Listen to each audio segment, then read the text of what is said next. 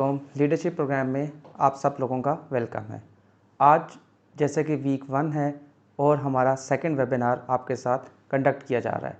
तो आज हमारे साथ मौजूद हैं, इनका तारुफ मैं कुछ इस तरह स्टार्ट करूंगा कि हम लोगों ने ये जो प्रोग्राम का नाम रखा था वो लीडरशिप रखा था। तो हम लोगों ने आप लोगों के लिए जिस तरह लास्ट टाइम एक डॉक्टर साहब को बुलवाया था, सिमिलर इसी तरह इस बार हमारे साथ बिलाल अनवर साहब हैं जो कि रिसेंट सीईओ रहे हैं एनडीआरएफएम के। इससे पहले इन्होंने काम किया है as a GM Commonwealth climate finance hub के साथ मॉरिशस में। इसके अलावा ग्लोबल हेड रहे हैं पीजीआर सस्टेनेबिलिटी यूएसए में। इसके अलावा यूएनएफसीसीसी सेक्रेटरीट बॉन गवर्नमेंट में इन्होंने सर्व किया है। इसके अलावा इनकी जो मेजर एक्सपर्टीज़ हैं वो हैं क्लाइमेट फाइनेंस, क्लाइमेट रिस्क इसके अंदर हैं। तो अब हम स्टार्ट करते हैं। अब हम ओवर टू करेंगे बिलाल अनवर साहब की तरफ। वो आपको अपना थोड़ा सा तारुफ के बाद इंशाल्लाह आपको स्टार्ट करेंगे।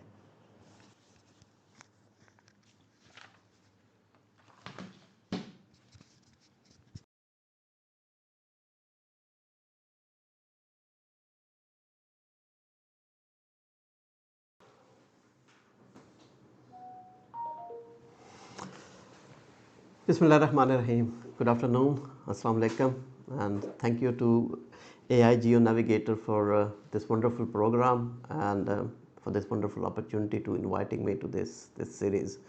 A very timely initiative and something which falls into the category of reaching out to the public and to the right kind of people, and to the policy makers, in order to share the experiences, seek their opinion, and give them an opportunity to be engaged and to be involved with what is going on and what is happening in the country when it comes to the major challenges, some of the major challenges which the country is facing. I am Bilal Anwar. I have been already introduced, so I'm not really going to be spending too much of my time into introduction. Regardless of what I have been doing in the last 27 years in terms of my professional engagements, but what I am is just a climate policy practitioner, and this is what I am, this is what I have learned, and this is what I would like to continue to contribute in my future life as well. So I dropped into the climate change arena, into the international climate policy making way back, very early stages of when this issue was being recognized, and then I stayed on in this process, in this issue in the last 27 years. Some of valuable experiences I learned working in Africa, South America, Asia, North America, and a number of other regions. And I have seen the similarity of the challenges which people are facing regarding the climate adaptation, the mitigation, and especially when it comes to the impacts of climate change to the communities. My most recent experience and the most valuable experience has been Impact Pakistan. I served as a 4.5 years as a CEO of National Disaster Risk Management Fund, and that fund was the federal government fund responsible and mandated for disaster risk reduction, climate adaptation, and a number of other areas as well. So I'll be whatever I'm going to be talking today, it's going to be largely built on my four years of experience as NDRMF, and then of course relating it to some of the experiences which I have been able to gain in other parts of the world as well. So the topic of my talk today is for this wonderful program. It is about disaster risk governance in the era of extreme climate times, and I will be particularly referring to the institutional challenges and institutional amnesia which this particular country is actually facing. And then I have experienced the very similar kind of challenges in many other countries as well. But in many ways Pakistan is very unique and is very peculiar with the challenges, institutional challenges which it is facing. So let's start by setting up some kind of a fundamental definitions which is going to be helping us to set the context. We we all know that Pakistan is one of those states, one of those countries which is at the forefront of the climate change, the impacts of the climate change, and we know that the disasters which Pakistan is facing almost on a yearly basis, many of them, if not all of them, they are climate induced, and they are driven by the different climate issues and different climate parameters. And then over the year and over the period, I mean, the impacts are really increasing, and the disasters are increasing in their frequency and in their intensity. So I think this is well understood. Many institutions, entities, and many individuals are actually doing a remarkable job in making the awareness, in creating the awareness, and in bringing out to the common people as well. I think this is well established, so I do not need to actually waste too much of my time on that. But I think what is not really fully understand in this broad context is how there is it's actually linked with the different kind of disaster which Pakistan is facing, and then whether we have over the period learned about the difference between the climate risk awareness, the climate risk assessment, and the disaster risk awareness and disaster risk assessment, and then of course the difference between the risk governance as well as the relief and the recovery and the response.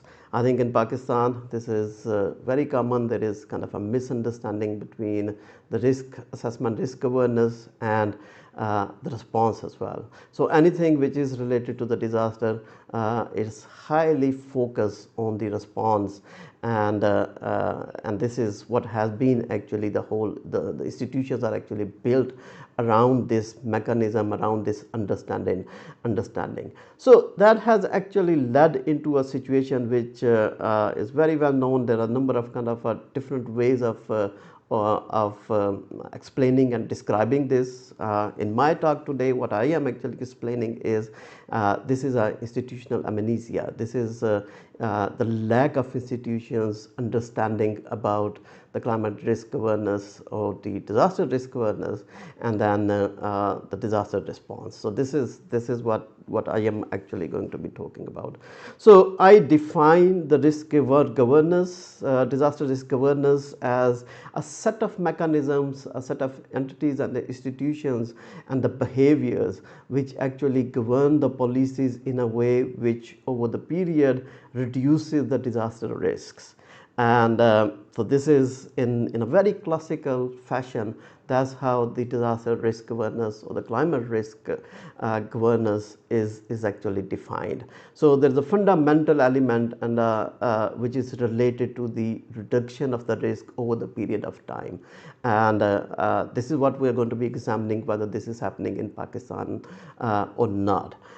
Institutional amnesia, the way I actually see it and the way I'm going to be defining it, is not a lack of memory. It's about the retention of the knowledge. It's about the retention of the capacities, and specifically related to managing the risks and making sure the policies and the institutions and the entities are evolved and they are governed in a way that they actually result and convert into the enduring policies which actually reduces the disaster and the climate risks.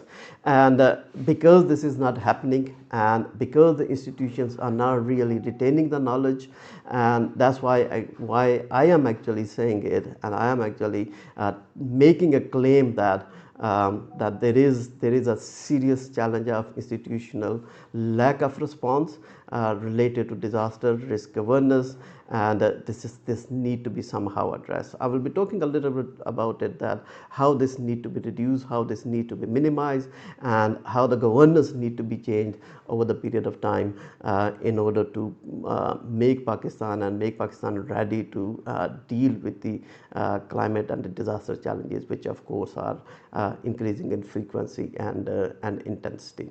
If we look at we do not really need to go back into the long history of this particular region, and within our own lifetimes in the last 30, 40, 50 years, and it is very much into our memories that Pakistan has been actually marching from one kind of a disaster to another kind of a disaster. There are, of course, some disasters which clearly stand out because of their intensity, because of the impact and the losses and the damages they created. But then there are a number of other slow onset the challenges as well and the disasters as well, which has been impacting the communities and the different sectors of the economies in a very particular and in a very harmful manner as well. So when we look into the broader kind of a spectrum of the challenges which Pakistan has been facing, 2005 earthquake come into the memory, and we all know the kind of impact and the disaster it created and the havoc it created. And then soon after that, in a matter of 3 to 4 years, there was 2010 flood, and then from 2010 onwards there were a number of challenges and the disaster events which had been actually happening until we reached to 2022 when there was this devastating scale flood, and which we all know what happened, and we all know the scale of the damages and the losses which it created. Of course, in between we also suffered with the COVID, which is not related to the climate change, but nevertheless it had its own very unique impacts on the economy. Overall, what I'm trying to say is overall Pakistan has been facing and suffering the different kind of challenges of a different scale, and that is one of the reasons that the Pakistan's economy has not been able to evolve, has not been able to stabilize over all these different years. From year 2000 to 2025, there has been there are a lot of kind of numbers out there. There are a lot of assessment reports coming from the number of international institutions, but what I am going to really just to contextualize is from year 2000 to 2025, overall there has been a 9% loss of the GDP from the Pakistan's economy. And those of us who might not be trained economists or who not be well versed with the economic indicators, this number might not really sound very big or very dramatic, but then from an econometric point of view, this is quite damaging, especially economy which is already crunched, which is already actually suffering and facing a number of other kind of regional shocks. 9% loss of the GDP, cumulative loss of the GDP is really significant, and this of course much of it could not have been avoided, but some percentages could have been avoided with having a proper rigorous risk awareness in place, learning from the experiences. Right, if we do not really want to go back too much into the history of the past, but I think 2005, 2010, 2014, COVID in itself as well, 2022, they did provide a very good lessons, and did actually provided the opportunities where the institutions should have actually learned, and they should have actually prepared themselves more towards reducing the risk rather than just running around and actually undertaking the response, relief, recovery. Now, I just want to make it absolutely clear that response, relief, recovery is of course extremely important. When a country, a community, or a sector of economy is passing right through a disaster, that's all anyone can do, any institution can do, and they must be doing that as well. And every single institution actually should be ready for these kinds of actions as well. But I think what is lacking is the element of the preparedness. Now, within the equation of the disaster risk awareness, the preparedness is the very first step, and that is absolutely essential step as well, because that basically sets the course for reducing the risks, and it does not really take away the element for the response or the recovery or the relief, but these all actually go in parallel, and then is based on the principle and is based on the understanding that if the preparedness is not strengthened, is not becoming robust enough, is not really calibrating with the frequency and the intensity of the disaster and the different kind of the climatic challenges which the society is facing, what it means is that the risk over the period of the time actually increases and enhances, and that actually every next disaster results into the bigger impact. It results into a lot more scale of damages and assessment, and this is what is going on exactly in Pakistan as well. Now, one of the reason is I think we need to understand. I would like to take a kind of a little bit of a step back. The climate or a disaster governance mechanism or the institutional setup, it evolved in Pakistan in response to different kind of disasters. Before 2005, there was no organized or kind of a smart kind of a disaster response or disaster risk governance kind of a system or a mechanism in place, even in existence. And of course 2005 earthquake triggered that kind of a debate, and it resulted into institutions like NDMA Act and institution of NDMA actually coming into action. 2010 flood further actually resulted into that, and further strengthened the institutional capacity of the different federal as well as the provincial and district level entities. But because, and similarly, the course actually continued like this. A number of international institutions and entities actually they came forward, and they were helping Pakistan in strengthening the disaster risk, disaster governance kind of a mechanism in Pakistan. But because the institutional setup evolved and it strengthened over the period of time in result of a disaster, so logically and naturally the overall flavor and the overall institutional setup of these institutions revolved around and remained revolved around the response and the relief and the recoveries. And these institutions have done a remarkable job in this area, but the preparedness element has been completely or largely forgotten for a very large period of time. And what we are actually seeing in Pakistan right now is because of this reason as well, and this kind of a realization which is coming into existence right now is because of this kind of a history and the evolution of the institutional mechanism in the country.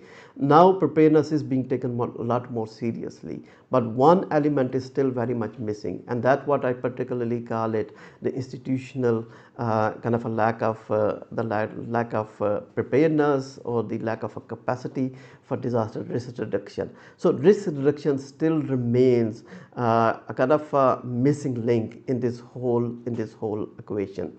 In my last assignment, in my last job as the CEO of National Disaster Risk Management Fund, this realization came to me at the very early days after taking the position, and after analyzing, we realized one of the reasons actually that this kind of gap exists within the institution is because of the lack of the capacity for risk assessment, risk evaluation, and there was no system in place, and there was no institutional capacity, there was no individual capacity within those institutions in order to assess the risk, evaluate the risk, and then translate that risk into the policies, into the mechanism in order to move and gear towards reducing those risks. And we actually taken up the charge and the task to actually do something about it, and we did few things, mainly on two elements. One was purely focused on the disaster risk, disaster and climate risk assessment, and the other one was which was focus on the financing part of it, and especially related to disaster risk financing.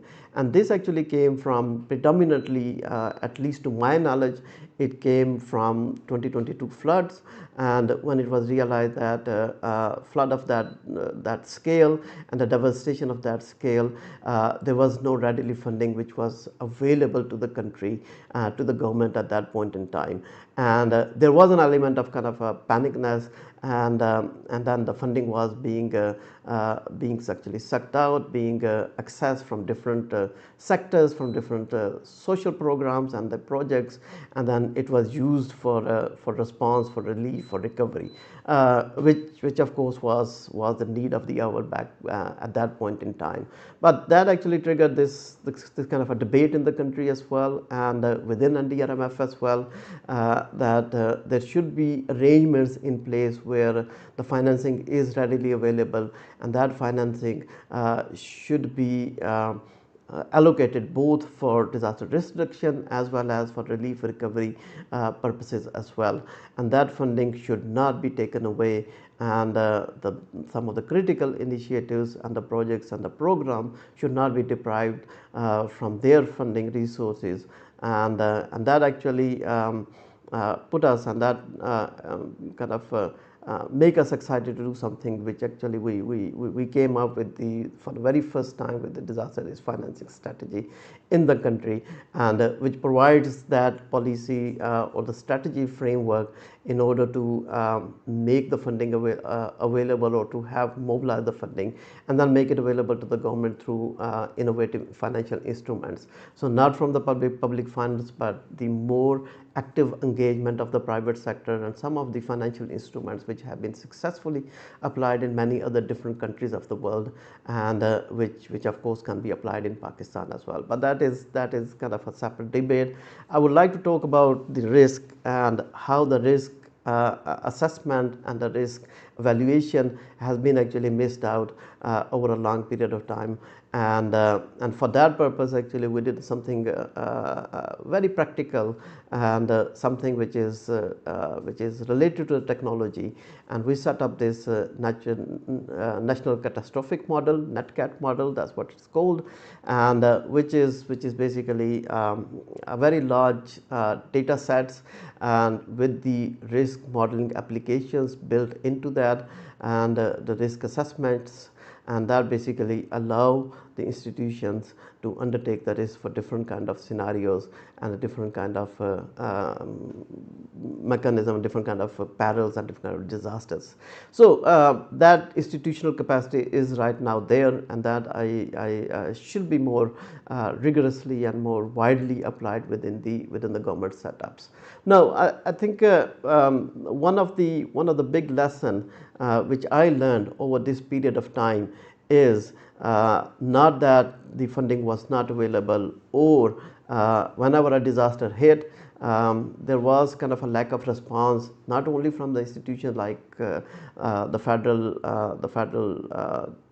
disaster response agencies, but also the provincial and other agencies as well, but from the public as well. But I think that was not the challenge at all, and we have seen that the community is actually coming forward, and they are actually making all kind of sacrifices and making sure that they can contribute whatever is possible, and similarly this happened at the entity level as well. But I think the biggest lesson to me was how this element of preparedness, element of the risk assessment, element of the disaster risk reduction was completely missed out. Now, no climate or disaster risk, of course, can be minimized or can be reduced without actually knowing the basis or the baseline of those risks. Now, there is obviously, and of course there is no question about it, that in the case of Pakistan, the risks are very complex, and the complexity is because of number of reasons. You know, the country itself is its atmospheric conditions, its topography, its kind of a regional outreach, and socioeconomic factors, and number of other parameters that actually makes everything extremely complex as this I think we need to acknowledge that. But nevertheless, we also know that in this age of technology there are mechanisms available, and those mechanisms should be applied, and they should be make use of it in order to assess the risks. And then we are actually receiving a lot of information from international climate models as well, in terms of what is going to happen, how Pakistan or any region in the world is going to be impacted in the near or the midterm or the long term basis as well. And so this kind of a knowledge is being accumulated. The data is being accumulated both at the international level as well as the regional and the national level as well. And then we have the technology in order to collect more information, more data, and then model out this information and the data in a way which can be actually utilized for creating more and more evidence. And that evidence should be used for creating and generating and coming up with the policy frameworks and the financing frameworks, and then of course the response measures need to be calibrated and designed according to those evidences as well. So this information, this data, and I have seen in other countries as well, in Africa especially, that this is a kind of a particular challenge when it comes to information and data, and which is very much kind of a scattered. It actually being held by different entries and different institutions, and then it's extremely difficult to bring this data and accumulate this data and consolidate this data, and then use it in a way that convert it for the risk assessment, risk evaluation, and then further converted it into the policy frameworks and the financing frameworks, and which of course can be utilized for reducing the risk and evaluating the risk. So institutions which had the primary responsibility for undertaking these kind of assessments and having the mechanisms and the capacities and the systems in place, they had been over the last over 2.5 decades, they had been so much focused on the response side of the things that they have not been able to, and they have completely ignored this side of things. So the result is that we are in this kind of a perpetual phase of increasing risk, increasing frequency and intensity of the climate impacts, and those impacts are actually converting into the different kind of disasters. And what we are seeing is the communities and the different sectors of economies being adversely affected every year as well. So what I would like to kind of talk a little bit about is that how to come out of this amnesia, how to come out of this, how to fill those kind of institutional and capacity gaps. And I think this is very well understood. This is very well kind of articulated in so many different ways in different seminars and open-ended kind of a discussion sessions as well, that this gap does exist. And it is being increasingly recognized, it being increasingly acknowledged as well. I think moving forward, there is only one possibility. There might be more than one possibility, but I think the one approach should be is to making a more robust use of the technology, and that technology exists. And NetCat was one initiative which actually have filled that a very big kind of a knowledge and institutional gap.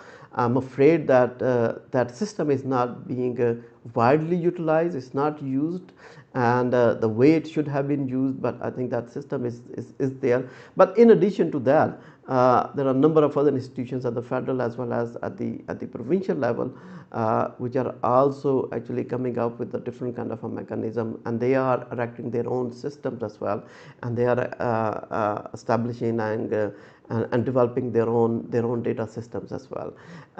But that's one thing. Institutions need to learn, and they need to learn from different sources and the different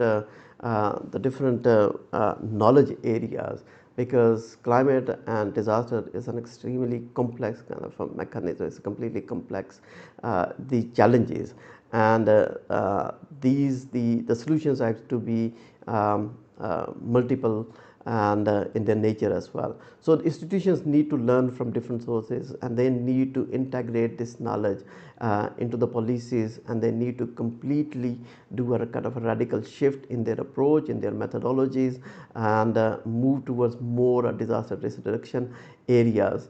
The government has not been able to allocate a lot of funding for reducing the risk either, and there have been a predominantly large focus on the response, on the relief and recovery and those areas, and I think there is a need for that.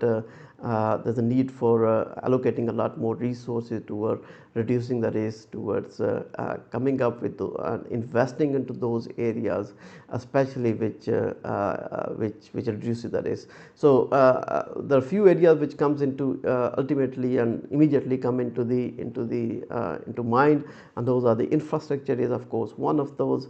And when I talk about the infrastructure, it's not only about the roads and the bridges and the physical infrastructure, but it is also about the other kind of infrastructure which is also important. And that infrastructure, especially when talking about the health systems and the education system, and similarly other social services which actually become the target of any kind of a disaster. So there is a need for a resilience base infrastructure, and the investment to be made into those resilience based infrastructure as well.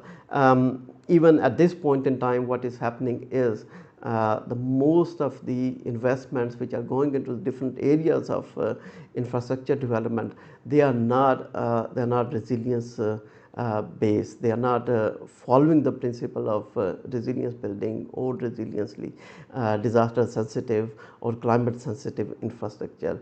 And one of the reason, of course, which I have already spoken about is because of the lack of the capacity at the different institutions. So I think investing into the capacity is fundamental, is paramount, and that has to be somehow addressed. And once that is addressed, then of course this is going to be resulting into the development of those infrastructure, development of those areas which gradually move into the more resiliently driven infrastructure development and most disaster risk reduction. It's a long-term undertaking. It's not an easy task. I kind of understand that as well.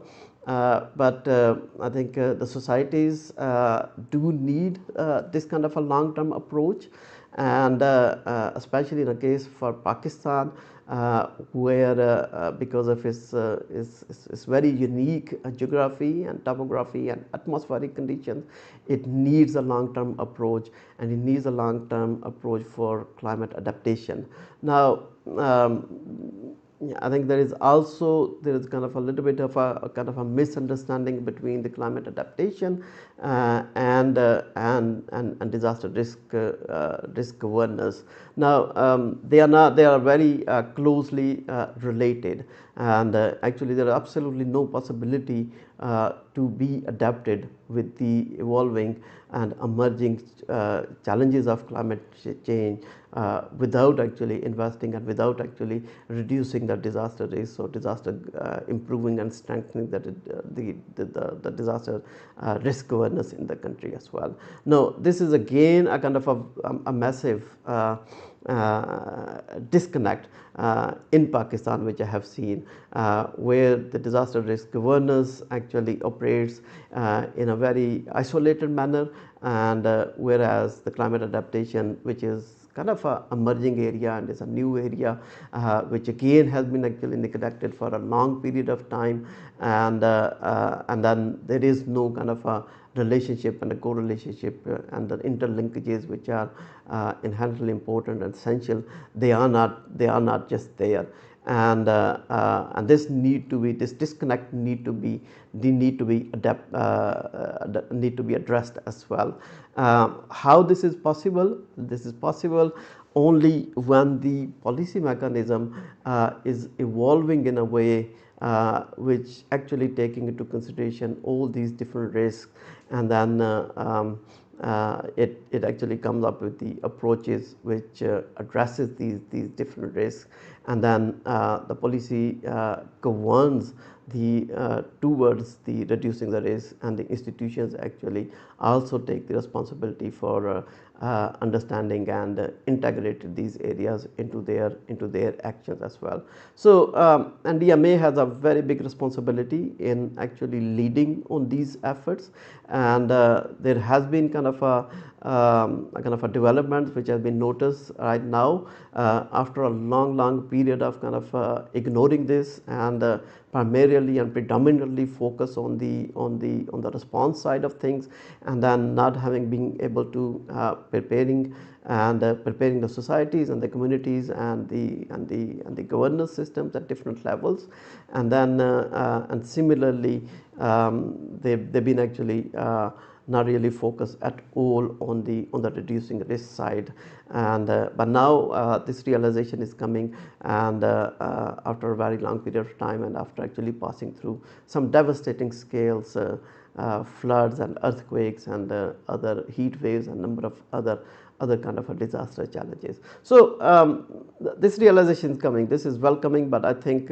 what is happening is the institutions, the pace of the institutions to be ready for this challenge is much slower as compared to the pace of the climate and the climatic changes and the climatic impacts which we are facing. And it's not only Pakistan, it's many other regions of the world which are facing the very similar kind of challenges. Some are actually facing even severe challenges than Pakistan. So the pace of adoption, the pace of change which we are actually just about to seeing right now in Pakistan is much slower, and then my worry especially is that it actually is putting Pakistan and the institutions of Pakistan in a kind of a continuous and perpetual kind of a catching up kind of a scenario, where the challenges are always kind of evolving much faster. They are creating a much bigger and much severe challenges, whereas the institutions are taking their time in order to come with the right kind of approaches, the right kind of methodologies, and the right kind of response mechanisms, because the preparedness has not been there, the reducing the disaster risk reduction has not been there, and then there's a perpetual cycle of catching up, and a perpetual cycle of going into these kind of scenarios as well. So the institutions need to kind of take a step back, and I think the one way of doing this is that not really concentrating everything into a handful of institutions, or sometimes even a single institution as well. There's a very clear kind of differentiations and differences in the roles and responsibilities and the mandates and the science behind it as well. And risk awareness and risk reduction, those are very clearly marked and very well understood kind of areas which need to be very well separated from the preparedness and response and recovery and relief and those areas. And Pakistan have a very good kind of knowledge base and institutional capacity when it comes to the response. But what is missing is the other side of the things, which are related to the preparedness and institutional preparedness and risk reduction, risk assessment, risk evaluation, and that needs a different kind of institutional setup, which needs a very different kind of capacities which need to be incorporated. So I think there has been a separation in Pakistan. I have seen a number of other countries in Asia as well as in Africa where this lesson has been learned, and there has been a very focused and structured approach where the different institutions has been allocated the responsibilities and the mandates, and they have been prepared and resourced in that fashion. And over the period, actually this has resulted into relatively better results as compared to the consolidation of kind of the functions into a handful of entities or the institutions. So I think what is happening is, with the technology becoming a lot more accessible, and the data information, and especially what is the information which is coming from international sources with regard to the climate modeling work,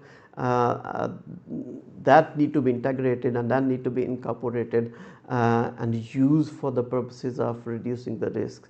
And that needs the entities need to be a lot more smarter. They need to be a lot more specialized in these functions. Of course, there's a need for a close coordination between the institutions and the entities which have the primary responsibility for the response, and they need to learn from that, and vice versa from those entities which have the primary responsibility for reducing the long-term or the medium-term risks, and come up with the approaches which actually directly and indirectly contribute towards reducing the risk. So this coordination actually need to be to become a lot more robust and a lot more strengthened in order to learn from each other, to build and capitalize on each other experiences and expertise as well. So amnesia, institutional amnesia, is not about the lack of coordination or the lack of memory or lack of the capacity for retention of the knowledge. It is all about the lack of a capacity for learning from the experience and converting those experiences into the policy mechanism and the frameworks which actually reduces the risks, and coming up with the kind of a policies and the methods which actually result into a lot more sustainable solutions, which are very much needed in Pakistan. So this is what we need, and this is what is very much required in Pakistan right now. And what we are seeing right now is we have seen Pakistan pass through the flood in 2025 as well. Some areas of Pakistan right now are at the risk of flooding again this monsoon period as well. And similarly, we have been actually passing through some extreme heat waves in the last few couple of months as well. And so this is these are the severity and the significance of the climate challenges which Pakistan is facing, and very easily these challenges are actually converting into the disasters, and we are actually seeing this, and many of us have these kind of experiences fresh in our memories as well. And we also know that how the economy and the people and the community has been actually affected from that as well.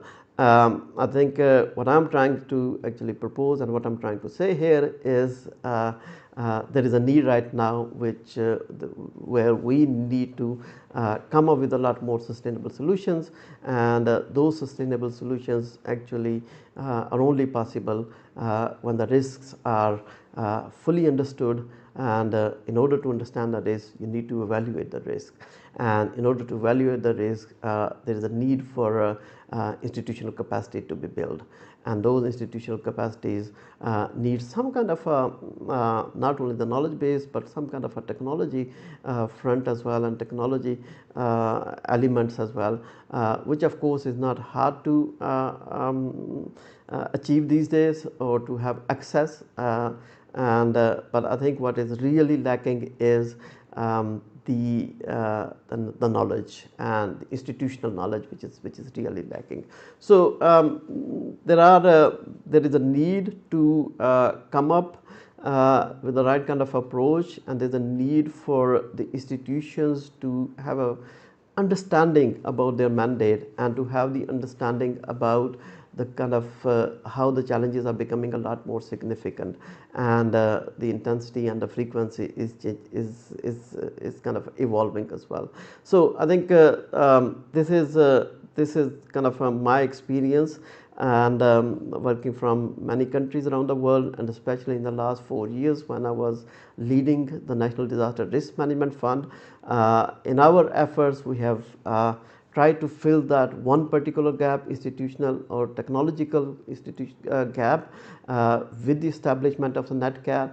We try to fill the financing gap through the development and adoption of the disaster risk financing strategy. In addition to that, we had a large portfolio of the physical investments into the physical projects, which were actually entirely and sharply focused on reducing the disaster risk, especially the flood control, because flood is one of the major disaster challenge for Pakistan in the past, and it is going to remain one of the major disaster challenge in the future as well. So I think moving forward, there is a need for adopting a more technology, developing the knowledge base, and then that's understanding the risk, internalizing the risk to the extent possible, and then making use of the different instruments and the different kind of technologies which are readily available in order to understand and in order to minimize and reduce the disaster risk. I thank you very much for this opportunity, and I very much look forward to be engaged and having some questions, and to answer your questions as well. Thank you very much. I will start with the questions. You have take a small break. We have so many questions here. We will start with one. First of all, the climate change is a myth or human induced. What are your suggestion on it? I think we have gone past long time ago where we believe that the climate change is myth, and it's not a myth, it's real, and it's human induced as well, and it's because of how the societies or the development models have actually evolved in the last especially in the last 300 years, and especially after the industrial revolution. So it's a direct cause and a result of the increasing concentration of greenhouse gases into the atmosphere, and that's the primary reason for that, and that have actually altered the atmospheric conditions and the climatic conditions around the world, and it has a far-reaching, deep implications in some regions of the world. These implications are a lot more severe, they're a lot more deeper as compared to other regions, and I think the fundamental kind of understanding to establish within the climate change is it's not always about the increase in the temperature. It's about the erraticness, and it's about the disruptions in the climate change, and that can happen in so many different ways.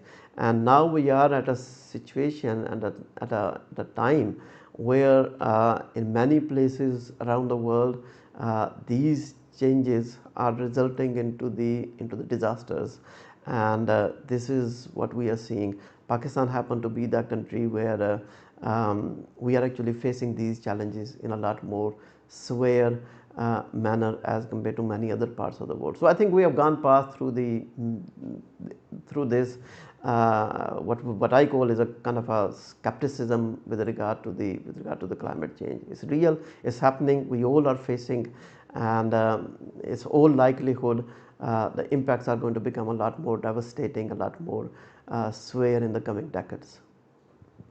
So, sir, next question is, uh, what were the key institutional challenges you faced while developing the NatCat model at NDRFM, particularly in securing coordination and support from other relevant agencies and stakeholders? Yeah, I think there was a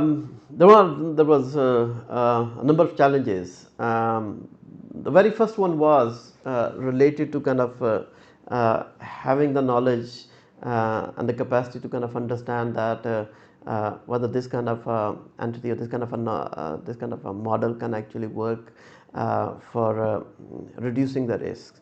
And of course, for reducing the risks, you need to understand the risk, you need to understand the risk, you need to evaluate the risk and have the risk assessment kind of capacity developed in the country as well. So the NatCat model basically does that, and it has accumulated all the data and all the information, it has built the modeling capacity, and then it can actually generate different kind of scenarios.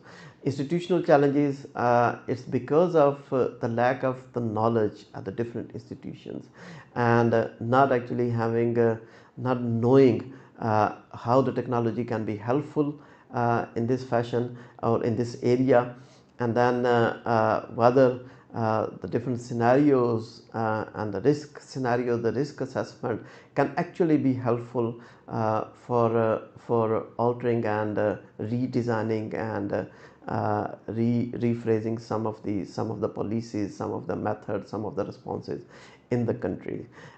In order to collect the data, of course, there was need for coordination, because we all know that the data actually is scattered in Pakistan. It sits in so many different places, being collected in so many different places and by different entities, and they actually have this ownership about the data as well. So data sharing is a very big challenge, and which for us was a big challenge as well. But I think the bigger challenge which I faced during the development of the model, yes, but the bigger challenge was once the model was developed and it became functional, it was we actually faced a challenge in order to integrate into the different decision making systems within the country, and that challenge still remains. And even the model is functional, is there, is intact, and it need to be integrated deeply into the national systems, and that is not happening, and there are a number of reasons for that as well. Again, question from NDRFM: what are the main governance barrier preventing Pakistan from converting climate risk data and financing into effective flood and gulf preparedness at community level? Yeah, it's a wonderful question. So I think the governance system, the disaster governance system or the climate governance system is still at a very early or infancy stages in Pakistan. Climate governance system has a lot more to cover, and it's in many cases actually it's not in existence. But disaster governance system is to some extent is kind of a well established, but it has evolved as I kind of spoken about it. It has evolved in a certain fashion, which is very much related and which is very much focused on the response, recovery, relief, and those areas rather than preparedness or disaster or risk reduction, risk preparedness, and those kind of areas. Now, community comes, it depends how you look at this whole equation, how you look at this whole mechanism. The community is of course the first responders. They're the one who actually, when they face any kind of a disaster, and they are the one before any relief worker, before any entity, before any government institution actually reaches to the side. They are the one who are facing that kind of a challenge. So it's extremely important, and no disaster governance system can actually become effective without the engagement and the involvement and the active involvement of the communities. So the governance systems are very much kind of a top down rather than kind of evolving from the bottom, evolving from the communities, and actually starting preparing the communities first of all, and then let the system kind of come up and then develop at the district, provincial, or at the federal level. So I think the governance system need to be redesigned in a way where the preparedness must start from the community level. What we are seeing and the communities and especially the civil society have become a lot more experienced, and they are the one who are actually are able to reach out to the communities, and they've been able to help and provide the relief to them. Similarly, many of the government entities have been able to do that as well. But then if the communities are actually they are mobilized under the principles of the preparedness for reducing the risk, for being the first responders in a way that actually can actually minimize the impact. I think that can make a lot of difference. So this model need to be redesigned with the communities to recognize them as the first responders and to prepare them as the first responders, and then everything else actually is secondary towards the community. So the governance model is a little bit kind of outdated and is out of sync for this purpose. So sir, next question is about the PMD report 2016 to 2019 that Balochistan faces droughts and floods together. Balochistan becomes a double victim of disaster. What will be the future plans to meet these challenges for Balochistan? The Balochistan is a very unique kind of example, and because of its unique kind of atmospheric and climatic conditions, it is at any given point in time always facing or passing through one kind of a climate challenge or the other, and this is absolutely correct. That the Balochistan actually is facing these kind of issues, and it has this kind of a unique kind of a condition. I remember in just before 2022 flood, there was and we were actually within NDRMF, we are carrying out some kind of a work, and we analyze and we observe that many districts of Balochistan are going to be facing they're going to be facing the drought conditions, and then in 2022 they were under flood. So this is kind of a scenario which we are talking about, which we are very well knowledgeable and aware of Balochistan as well. Now the disaster management plans and disaster management policies for that province need to have that kind of level and degree of the preparedness, which actually allow them to deal with disasters on a drought on a continuous basis, and then be prepared for other kind of a flash kind of a disasters as and when it actually hits. And but our institutions are not really ready for these kind of things. They are ready to deal with what kind of a challenge at one point in time, and then this actually takes a lot of effort and a lot of resources from these institutions as well. So Balochistan needs a very kind of a special or a peculiar kind of a disaster management plans as well, and PMD report is absolutely right about that. Okay, sir. Just came a question that you have long advocated from a shift from post-disaster response to anticipatory framework. What is the single biggest political barrier prevents Pakistan from making this shift permanently? That's absolutely right, and I've been advocating that. I've been talking about that. I've been writing about that as well, and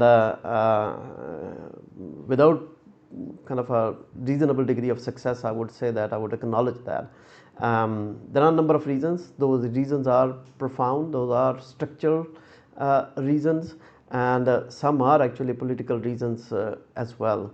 I think what I would really say that one reason is, as I said, the entire disaster governance system in the country have evolved around the response and around the post disaster kind of actions, and the institutions have become a lot more experienced, and they have become they have developed their unique expertise towards that as well. And which and because of the pace and the frequency of the disaster, the institution did not have the kind of opportunities and the resources to kind of evolve and look more into the and develop themselves more into towards the anticipatory action. I think from the political side, I think I would say that lack of understanding is one thing which is being recognized now, and which is becoming a very open question as well. The other thing is, and this in the global literature about this particular issue is very rich about that as well, and that basically talks about is from a political point of view. The response is a lot more kind of politically attractive as compared to anything which is kind of anticipatory action or risk reduction or risk minimizing kind of actions. So it really doesn't really create a lot of kind of political mobilization for the political people.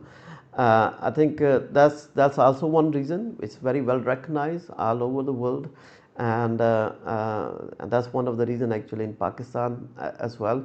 I think the lack of knowledge, the lack of capacity, institutional capacity, and from a political side as well, the lack of knowledge and the political will, lack of political will. I think these are the primary reasons. Okay, sir. Next question is what early warning systems are currently placed to reduce the risk of drought in Gilgit-Baltistan, and how effective is it now? Uh, Unfortunately, Pakistan does not have a very well established and robust mechanism for early warning systems, and they are extremely important. They are very much needed in a country like Pakistan with the challenges which Pakistan is facing. It should be the network and the infrastructure should be a lot more developed, a lot more robust, and which of course is not the case. In the case of Gilgit-Baltistan, it's climatically and from a disaster point of view, it's once again is extremely fragile area, and it's located at a region just below the glaciers, and the glaciers are right now, we know that because of the increasing temperature, the global surface temperature, the glaciers are they are under huge pressure, and that of course is resulting in we come across and we came to know about the flash floods and all other kind of challenges as well.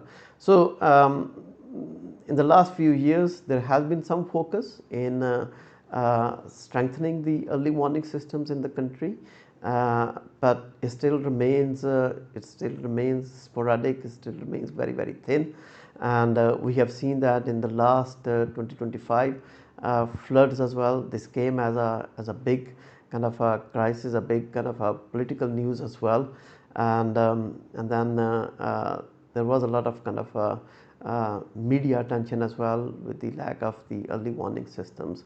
So this remains one of the weak areas. This remains one of the areas where there is a need to develop and need to do a lot more work.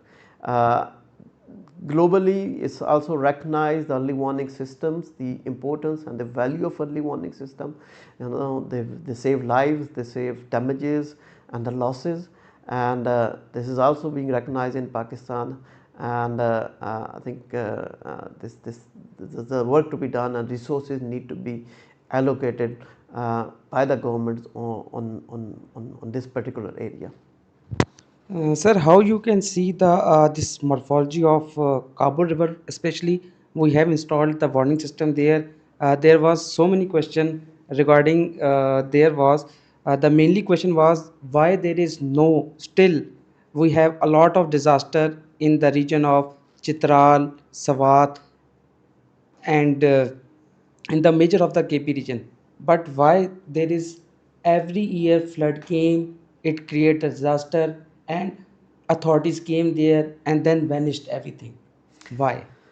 Yeah, it endorses my point actually. You know what I've been actually saying for the last many years, and even today I try to kind of highlighted that as well. Um, the kind of behavior and morphology of different kind of different parks, different rivers, and the different kind of water systems in Pakistan. Kabul River being one. Indus, we know a lot about it. I think Indus being one of the most studied, observed, and researched rivers. Not only in Pakistan but in the world as well. So information and data and observations, they are there. They might not be for other regions, for other rivers, but in many rivers actually, and for the Kabul River as well, this kind of a data information is available.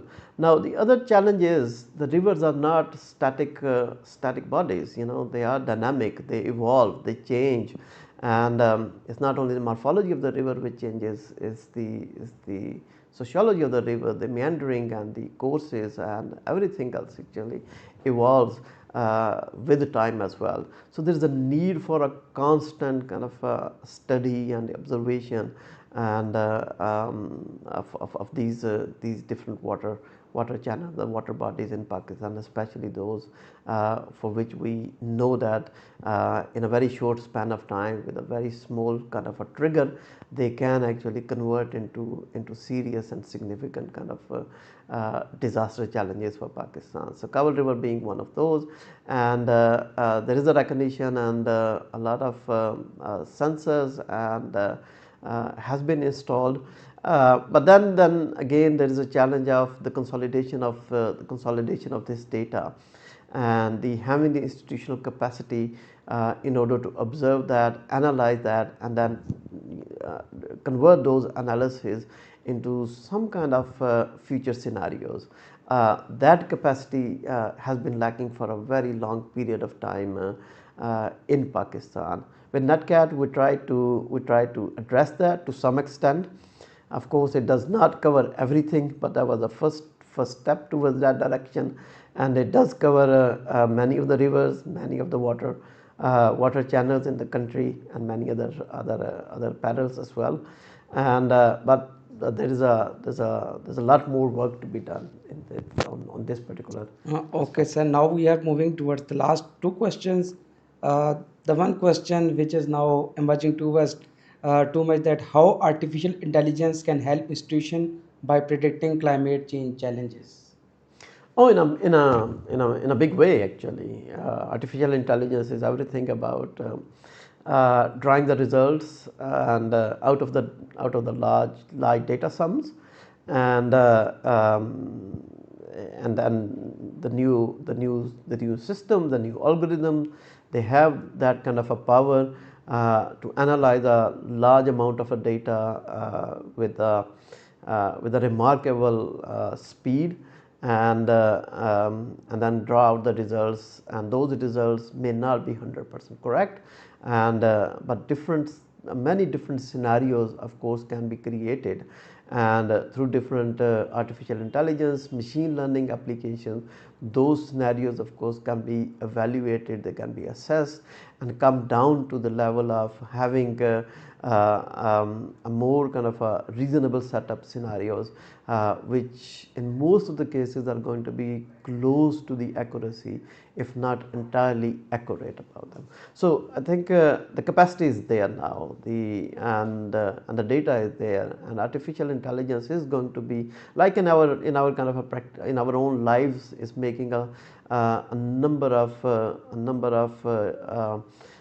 entries, the way we actually perform our own tasks as well. So similarly for these kind of policy work as well as assessment work, artificial intelligence is going to play a very, very big role.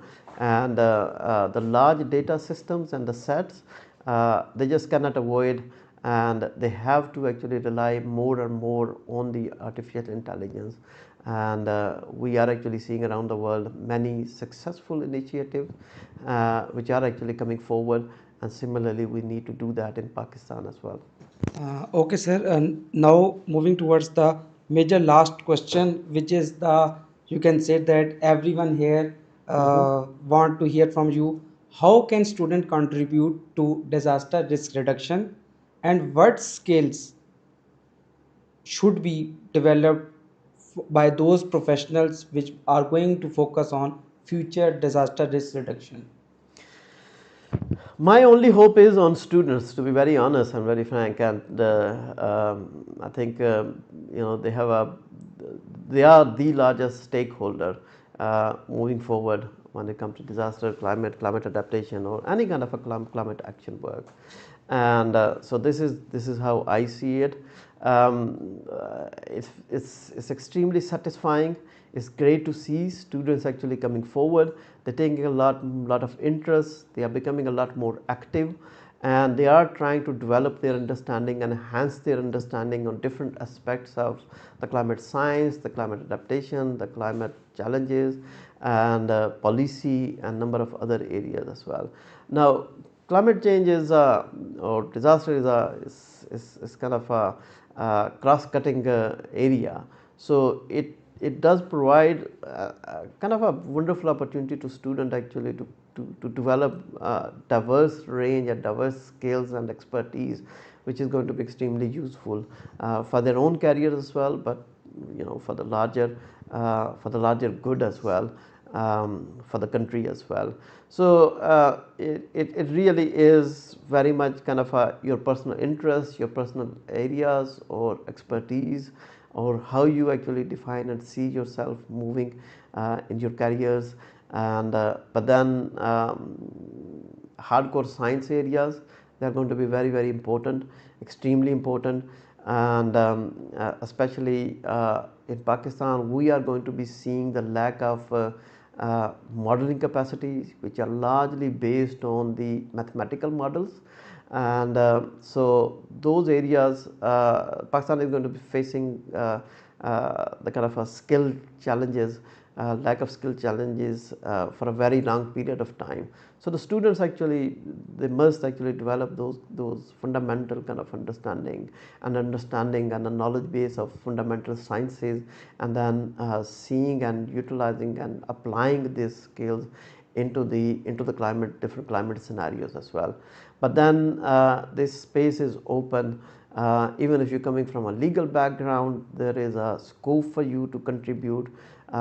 If you're coming from a social sciences, there's a huge room to make some extremely valuable kind of a contribution. If you are a person who have developed or who have deep interest kind of working with the communities, then there is a role for you to play in that area as well. So I can very safely and reasonably I can say that it's really regardless what are you studying, what is your interest, there is always it's always remain relevant and somehow related to some aspect of climate change. And either it's on a policy, on modeling, on impact, on assessment, on science, on policy, or anything like this. So there are multiple ways you can contribute, and you must contribute. Okay, sir. Now we are going toward the conclusion. As you have arrived to us and witnessed us our whole journey about the AIG Navigator, uh, where you see this AIG Navigator, how they are working, how they are providing the solutions, something like that, and we can conclude here then. Please, sir. No, thank you very much, and it's great to see that entities and private entities and private initiatives like AIG Navigator they are actually coming up, and they're coming to these kind of areas which are not very common. They are not very conventional, and it requires a lot of investment, not only kind of a financial investment, but it requires kind of an institutional investment, and it requires to take the risk. And I'm really happy and pleased to see that AI Geo Navigator have really taken up this task, and they are making some valuable contribution into this area. And some of the applications they have built through their systems, they are extremely useful. And I'm seeing a lot of young people actually working, being trained here. They're being offered some opportunities here, and the knowledge they are gaining here in the modeling work, in the risk assessments, and a number of other areas. This is going to be extremely valuable. It's extremely useful for them, but also for the country as well. So my congratulations and appreciations to the team here who have actually taken the risk, and they have come forward, and they are making some valuable contributions. Okay, sir. Thank you so much for here for giving your time for the young leaders so that they have earned a lot of the knowledge from you, sir. Thank you so much, sir. Uh, तो जैसा कि आप जानते हैं कि हमारा ये webinar जो था वेबिनार 2 था, और हमने आज जो है वो बिलाल अनवर साहब को बुलाया हुआ था, जो आपको क्लाइमेट फाइनेंस, क्लाइमेट रिस्क, इसके बारे में आपको गाइड कर रहे थे। जैसा कि उन्होंने बताया कि ये स्कोप सिर्फ़ और सिर्फ जीआईएस रिमोट सेंसिंग के लिए नहीं है, बल्कि सोशल साइंस और इसके अलावा स्टैटिस्टिक्स और ये जितने भी डिपार्टमेंट हैं, इन सब के लिए ज़रूरी है। हमने ये बना लिया है कि ये सिर्फ़ और सिर्फ रिमोट सेंसिंग और जीआईएस वालों के लिए ही है। तो हम यहाँ पर कंक्लूड करते हैं सेशन को। इंशाल्लाह नेक्स्ट थर्सडे को प्रैक्टिकल सेशन के साथ आपके साथ मुलाकात होगी, जहाँ पर हम गूगल अर्थ इंजन को सबसे पहले यूज़ करेंगे for the different disaster predictions. हम उसमें कैसे इमेजेस को लोड करते हैं और फिर उन इमेजेस को यूज़ करते हुए डिफरेंट एनालिसिस परफॉर्म कर सकते हैं। फिर मिलते हैं नेक्स्ट सेशन में, तब तक